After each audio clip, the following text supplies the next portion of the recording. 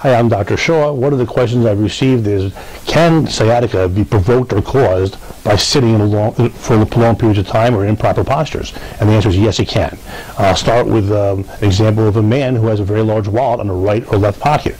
Besides causing pelvic inequality and imbalance, it's putting direct pressure on the area of the sciatic nerve. Those men will have sciatic symptoms.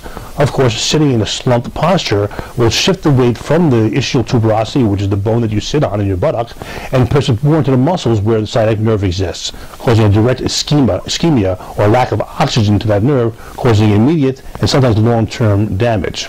Of course, sitting with your legs crossed shifts the weight of your pelvis to one side versus the other, and this also results in unequal or imbalanced pressure on the buttock muscles in the area of the sciatic nerve.